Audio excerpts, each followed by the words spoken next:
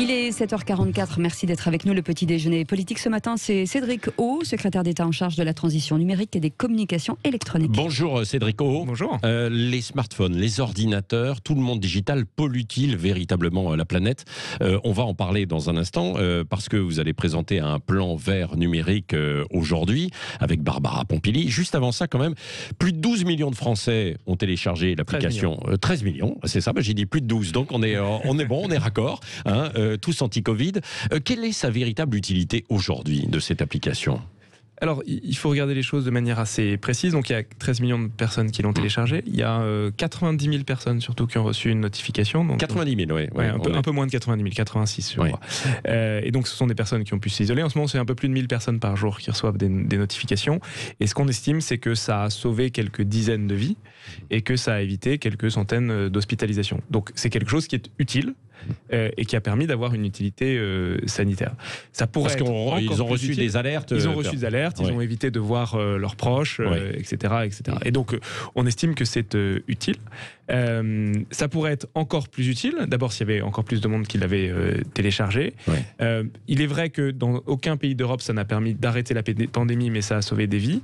Et puis, on travaille un certain nombre de nouvelles fonctionnalités, par exemple pour remplacer les cahiers de rappel lorsque les restaurants rouvriront. C'est ça, ça peut être le fameux certificat sanitaire que l'on évoque beaucoup. On a parlé du passeport. On ne parle pas du certificat sanitaire, là on parle quand vous allez dans un restaurant, en fait il y a un QR code, vous vous flashez, et si quelqu'un qui a été sur la même plage horaire que vous dans le restaurant se déclare malade, tout le monde est prévenu. En Angleterre, les estimations de l'université d'Oxford, c'est que ça a évité 600 000 contaminations, parce qu'il y a ce dispositif qui a été déployé.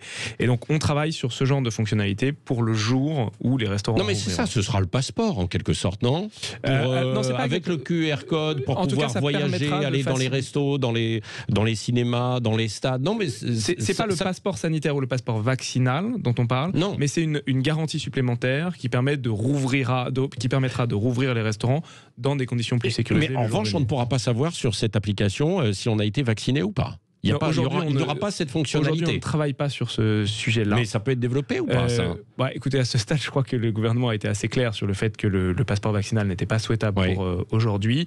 La forme qu'il prendrait si jamais il existait est encore indéterminée aujourd'hui. Oui, bon, voilà. Donc, dans les mois qui viennent, est-ce qu'il y a des modèles, justement, qui sont très intéressants? Vous avez parlé d'Angleterre, en fait, à l'échelle mondiale, parce que souvent, on cherche en fait des modèles, quoi. On voit qu'en Corée, ça fonctionne plutôt bien, dans certains pays asiatiques qui ont, évidemment, davantage d'expérience, quoi. Oui, alors sur ce genre de système, l'exemple anglais est très intéressant. Je parle des 600 000 contaminations évoquées. L'exemple néo-zélandais est aussi assez intéressant. Eux, ils n'ont que cette fonctionnalité sur le téléphone, c'est-à-dire cette fonctionnalité de QR code dans les restaurants. Et ça marche très bien. On sait qu'ils ont réussi à éradiquer. Alors après, c'est une île, donc c'est plus simple pour eux. Mais en tout cas, on reste attentif à tout ce qui se passe à l'étranger, effectivement. Donc vous présentez aujourd'hui avec Barbara Pompili un plan pour rendre le numérique plus vert, plus écolo. Qu'est-ce que vous pouvez faire concrètement, justement, sachant qu'environ 75% de nos appareils, les smartphones, sont fabriqués, et c'est de là que vient la fameuse empreinte environnementale du numérique, et qu'ils sont fabriqués à l'étranger. Oui, alors juste dire que le numérique, c'est entre 5 et 10% de la pollution générée dans nos sociétés. Donc c'est assez limité.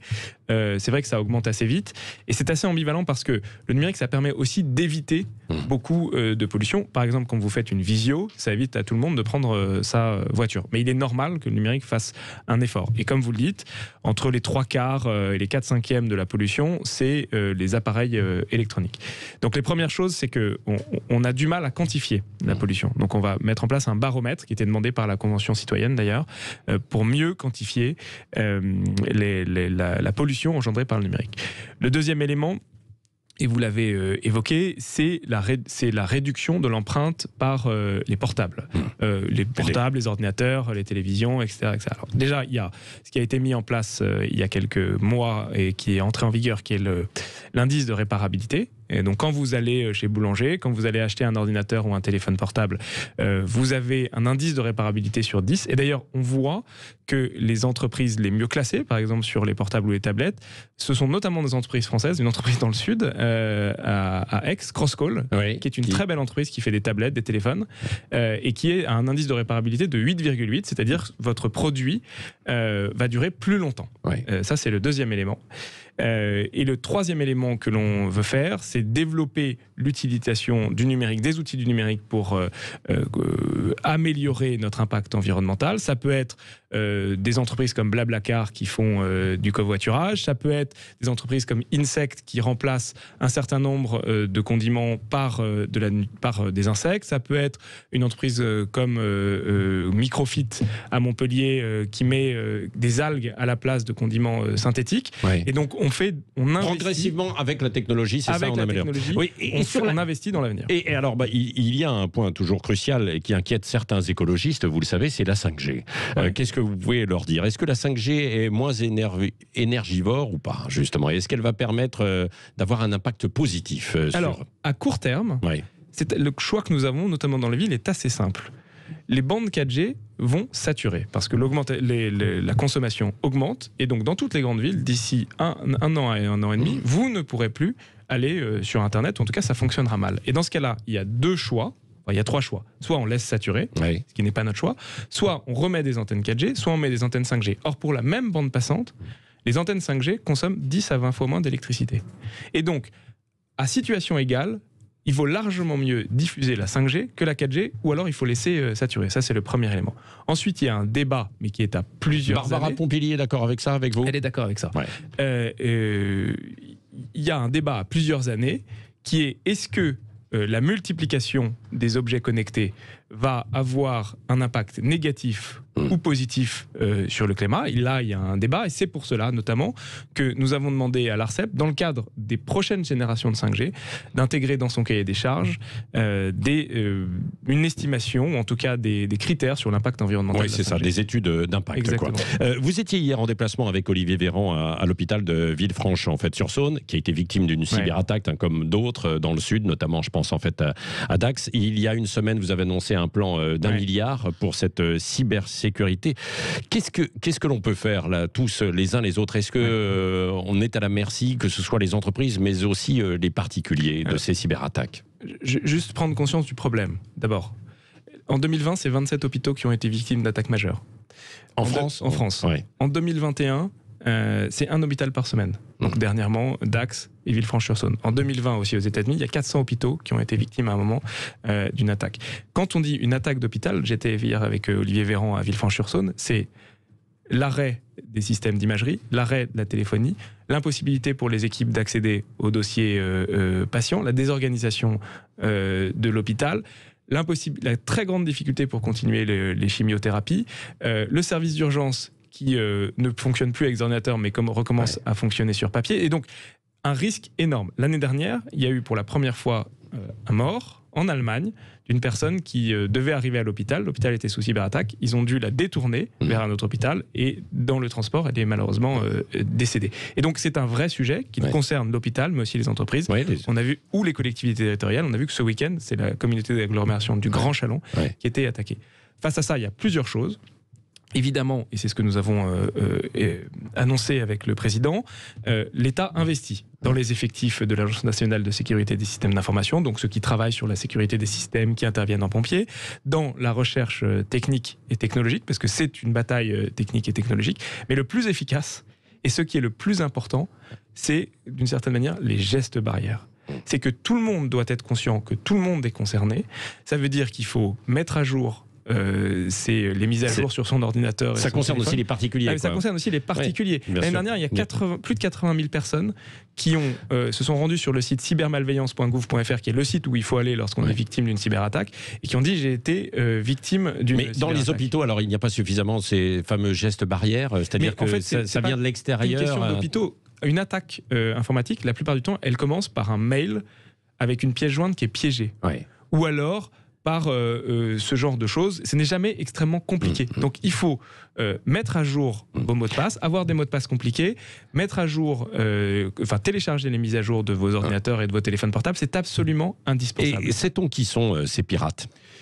On sait que la plupart du temps, ce sont des entreprises mafieuses. Il faut se rendre compte qu'il n'y a que 5 à 10 groupes. Elles demandent des rançons. Elles demandent des rançons. Ça rapporte beaucoup d'argent. Ouais. Il n'y a que 5 à 10 groupes qui sont responsables de la plupart des attaques. Ouais. Un groupe, c'est une dizaine de personnes, la plupart du temps dans les pays de l'Est. On a remporté un certain nombre de victoires face à eux. Dans les 2 dernières semaines, il y en a 2 très importants qui ont été démantelés. Et donc, on va continuer.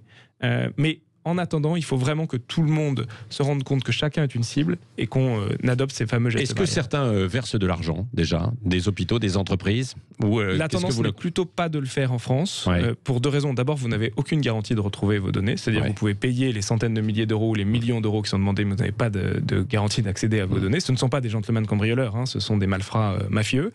Et par ailleurs, ça entretient la cybercriminalité. Il arrive que certaines entreprises, notamment à l'étranger, payent, parce que quand vous perdez plusieurs millions d'euros par jour, vous pouvez avoir la tentation de payer. Ce n'est jamais une bonne solution. C'est pour ça qu'il faut vraiment avoir ces bons réflexes, faire des sauvegardes, éviter de cliquer sur ces pièces jointes, parce que ça évite ce genre de problème. Oui. Cédric O, autre question. Jordan Bardella et Marion Maréchal ont dénoncé une censure de Facebook, selon eux. Ils parlent de censure. Est-ce que vous êtes d'accord en fait avec ce terme ou pas ? Je ne sais pas si je serais d'accord avec ce terme. En tout cas, j'avais dit sur Donald Trump que je trouvais problématique que Facebook puisse fermer les comptes, interdire la publication de responsables politiques sans aucune supervision publique, en fonction de ces seules conditions générales d'utilisation et de l'estimation qu'ils font de ces CGU. Je n'ai pas vu quels étaient les tweets concernés par c'est parce qu'ils citaient notamment Génération Identitaire, vous savez, qui est sous la menace d'une dissolution, notamment. S'il ne s'agit que de ce sujet-là, sans qu'il y ait contravention à la loi, oui, il y a un problème. C'est pas parce que c'est le Rassemblement national qu'il doit y avoir 2 poids, 2 mesures. Nous considérons, c'est d'ailleurs pour ça que nous soutenons la législation européenne sur le sujet, qui, nous l'espérons, doit être adoptée pendant la présidence française de l'Union européenne, qu'il doit y avoir une forme de supervision publique de l'application de la modération par les grands réseaux sociaux. Quand il y a 40 millions de Français sur Facebook, on Facebook, ne peut pas YouTube, les autres aussi, réseaux sociaux, bien sûr. On parle de Facebook en l'espèce, mais on ne peut pas laisser... Enfin, on ne peut pas considérer que ce sont uniquement des entreprises privées et que ce ne sont pas une forme d'espace public. Et donc, il doit y avoir une forme. Ça menace la liberté d'expression ?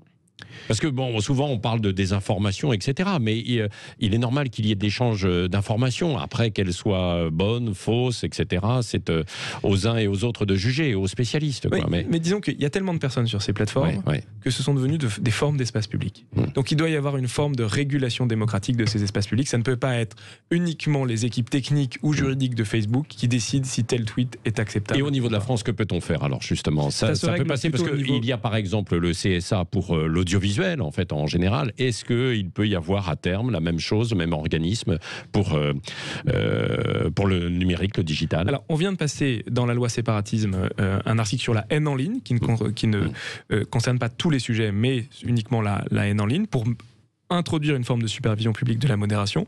Ce que nous poussons au niveau européen, il y a un texte en discussion, c'est de faire en sorte que l'ensemble des politiques de modération puissent avoir une forme de supervision publique parce qu'on considère que ce sont des espaces démocratiques désormais. Question justement, Cédrico, avec Cécile. Oui, justement, qu'est-ce qu'on fait avec cette haine en ligne ? Est-ce qu'on... là, un candidat de The Voice a été exclu du programme parce qu'il avait proféré des propos racistes sur les réseaux sociaux. Est-ce que d'abord vous soutenez le programme ? Est-ce qu'effectivement il fallait l'exclure ? Et comment est-ce qu'aujourd'hui on peut réguler cette haine ? Alors, je n'ai pas vu l'exemple précis sur The Voice. Ce que je peux vous dire, c'est que dans le projet de loi séparatisme, on a introduit 2 choses extrêmement importantes. Donc c'est pour ça qu'il est important de l'adopter vite. Le premier lieu, c'est la transparence sur ce que font les réseaux sociaux en matière de haine en ligne. Aujourd'hui, nous ne savons pas comment leurs algorithmes fonctionnent, pourquoi ils enlèvent tel ou tel contenu. Nous ne savons pas combien ils ont de modérateurs. Je suis incapable de vous dire combien de modérateurs. Les algorithmes qui fonctionnent. Les algorithmes, mais aussi les gens, les personnes. À la fin, il y a toujours des personnes. Vous dites que vous-même, alors que vous êtes membre du gouvernement, non, je n'ai aucune idée de, par exemple, chez Twitter ou TikTok, combien de personnes modèrent les contenus en langue française. Je ne sais pas s'ils font assez, etc. Donc, mais ça veut dire qu'à un moment donné, on peut être sûr de cette transparence. C'est impossible aujourd'hui, puisqu'ils sont libres de... Non, mais justement, dans le projet de loi séparatisme, on a introduit un article qui dit: vous devez donner au CSA accès sur pièce et sur place à ce que vous faites réellement. c'est-à-dire comment vos algorithmes fonctionnent et combien de personnes vous avez qui modèrent en langue française. Et vous pensez qu'ils vont le faire? Oui, mais c'est sous peine de sanctions financières extrêmement fortes. Donc aujourd'hui, il n'y a pas de base juridique qui nous permet de le faire. On introduit la base juridique. Et le deuxième élément, à partir de l'estimation qu'on fera de ce qu'ils font, c'est de dire, si vous ne faites pas assez, si on considère que en fait vous ne faites pas assez d'efforts pour retirer les contenus problématiques, eh bien dans ce cas-là vous êtes passible de sanctions extrêmement fortes. Et donc on pense que ça va permettre de diminuer, pas toute la haine en ligne, ce n'est pas vrai, mais de diminuer sensiblement le niveau de haine en ligne et d'augmenter les efforts qui sont faits par ces grands réseaux sociaux. Merci Cédrico, secrétaire d'État en charge de la transition numérique et des communications électroniques. Merci d'avoir été l'invité ce matin de Sud Radio.